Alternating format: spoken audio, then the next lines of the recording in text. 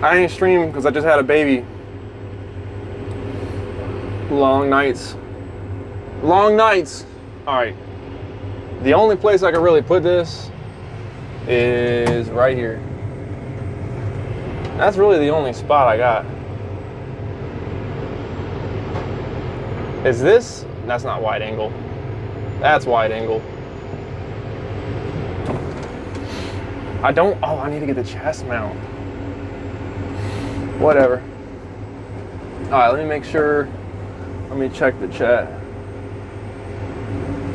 Whatever. Yeah, I'm heard. All right, we back at it, fellas. We back at it. We got a lot going on. I just had a kid, my second kid, baby number 2. Woo woo.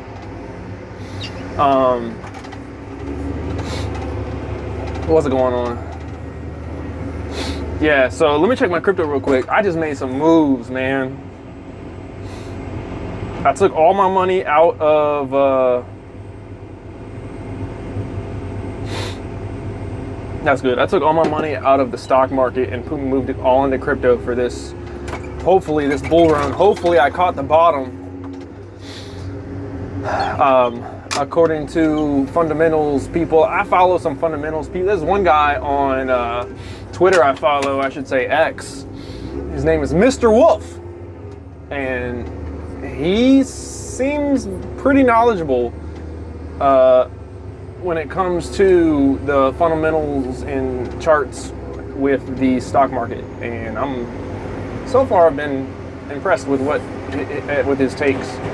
A lot of people think that it's only up from here with crypto, and he's basically saying, well, not according to the charts. According to the charts, I know there's a lot of hype, but according to the charts, he actually gave the advice that I took on like 2 weeks ago. He said to sell your crypto, and he said there's going to be a dip, and I followed his advice and made me some money.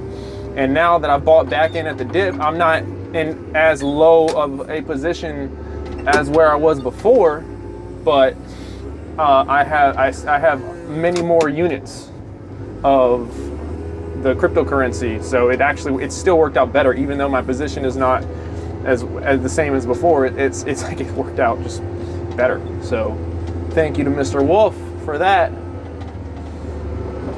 What's Betsy doing?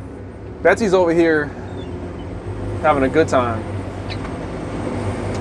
and we're cranking out I'd say about 5, 6 loads a day right now with Betsy.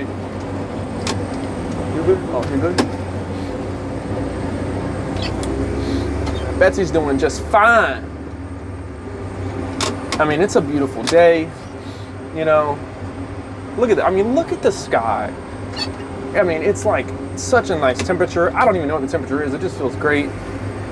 I'm ready to go do some hunting. I got this bow. I got from a friend of mine. Sad story, actually. I got this bow from a friend of mine like 7 years ago, 6, 7 years ago. And when I met with him, I honestly, I think he was trying to sell it for drugs. He was really heavily into drugs.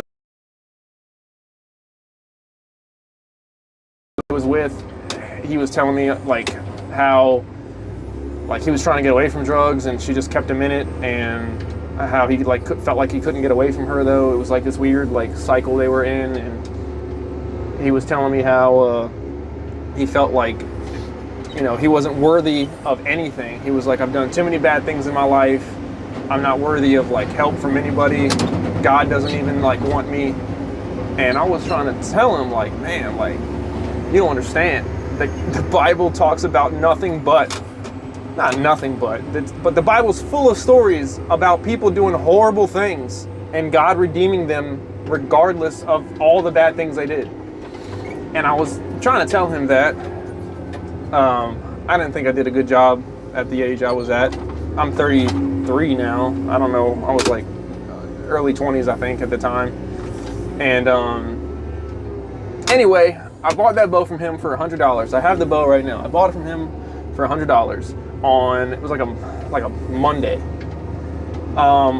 we talked about it, and he said, well, let's link up on Wednesday and we'll go hunting on Wednesday and I'll show you how to bow hunt. And I said, great, that sounds good to me.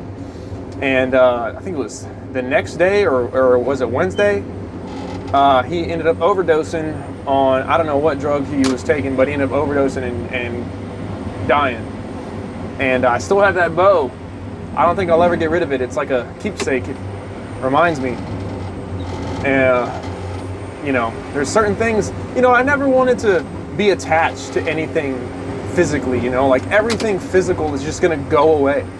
But I do understand the importance sometimes, of holding on, tell a story, or, if holding on to it, reminds you and helps other people, go for it. But you don't want to hold on to too much. You can greatly overdo it. But anyway, I'm hoping one day that I've had that bow ever since, and I've tried using it to bow hunt. I'm not a avid bow hunter. I'm more of like an opportunistic bow hunter. I'm more of an opportunistic hunter in general because I never have time. Don't really have time. Oh shoot, Betsy gone. She got something stuck in her. Hold on. Let me see if we can get it.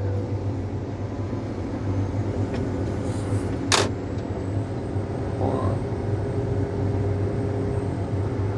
Yeah, I think we got it now. There we go. There we go. Yeah, we got it. Yeah, so it's like with working this job, which is incredibly, what is the word I'm looking for? Demanding, very, very demanding. My dad is my boss. My mom is the office lady. And this is a family-run business. And it has been a struggle, like the craziest struggle. And what was it? Earlier this year, I'd worked for the government for like 6 years, and as a computer engineer, I went to VCU, Virginia Commonwealth University, and got my computer engineering degree. Graduated with like a 3.0. It wasn't nothing like super great, but I ended up getting a job at the Naval Surface Warfare Center in Dahlgren, Virginia, and that was a great gig, and I really liked that job. But what happened was, basically, my dad, this company went through a really hard time. And at one point, look, my dad is like a ridiculous person. Like, not all the time, but he's a hard man to get along with. I mean, I don't know how many people have like ran away from him because they just can't stand being around him. Now, that's not necessarily to say that my dad is this person that, this terrible person. He's not. He's actually a really great person. He has some of the highest standards. He has very high standards. So he's ex-Air Force himself, and he was, I forget what the term is. He was like a mechanic, like a service tech on the, I think it was F-16s or F-15s. He basically, he was on the team that when they said, it's like, like a firefighter, they said, when the alarm goes off, you gotta be out in like 2 minutes. Like, when the alarm goes off, those jets gotta be in the air in like less than, maybe the same. It was like 2 minutes. Like, you gotta get up, you gotta do this, you gotta do that, and you gotta get them jets up in the air ASAP. And he was on the team, he was part of the team that made sure those jets were ready to go, and he took care of the jets. The requirements for those machines were, large requirements, and it's like, every bolt, everything was like, torqued to a certain specification. You double check it, triple check it, you check it 5 times throughout the day. High standards, but that's Air Force. Those are military planes. And the way I've explained it to people that are like, what the heck is going on? Why is there a standard so high? And they're so high to a point where it's like, it almost like it gets in the way. And I'm like, I could be wrong, But I'll say to my dad, I'm like, Dad, this is not the military. This is, your standards are almost impossible to meet sometimes. And then it's like when you don't meet them, even though you did your, even though you maybe could have, but there's times when you couldn't, even when you can't always make, meet them standards, even when it's like out of your control that you couldn't meet the standards, he'll be upset about it, and he'll be upset with you about it, with me about it. And I'm like, Dad, you cannot be like this. And anyway, it is what it is. It's all good. We're still rolling. We're still doing our thing. But yep. I don't even know where I got off on all that. I forget why I was even saying that.